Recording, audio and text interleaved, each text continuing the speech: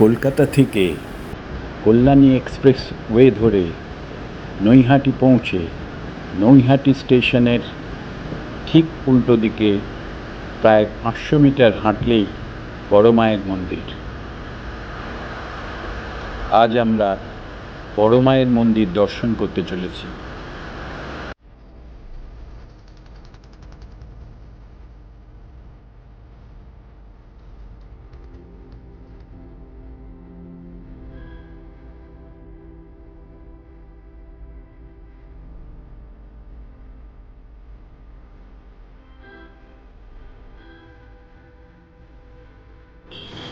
বড় মা তার ভক্তদের কাছে অত্যন্ত শ্রদ্ধার পাত্র।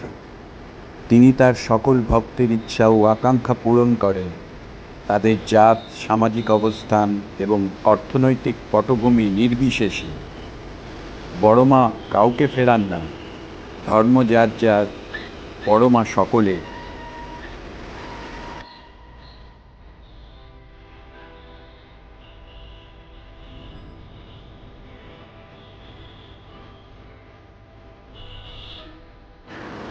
2023 সালে পুজোর 100 বছর পূর্তিতে দেবীর উদ্দেশ্যে নিবেদিত একটি নতুন মন্দির উদ্বোধন করা হয়।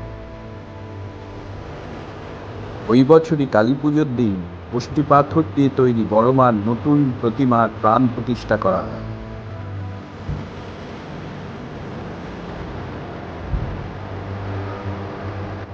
দেবীর ডান দিকের উপরের হাতটি রয়েছে আশীর্বাদের ভঙ্গিতে, ডান দিকের নিচের হাতটিতে জল ভরা সন্দেশ রয়েছে। বাম উপরের হাতে রয়েছে অস্ত্র এবং বাম নিচের হাতে একজন পাপীর ছিন্ন মস্তক। তার প্রতিটি পদ্মচোখ নিয়ন্ত্রিত ক্রোধের প্রতীক বলে বিশ্বাস করা হয়।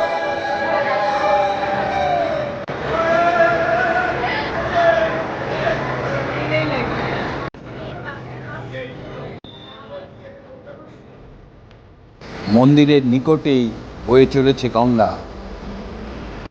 নৈহাটি বড় মা ফেরি সার্ভিসও এখানে পাওয়া যায়।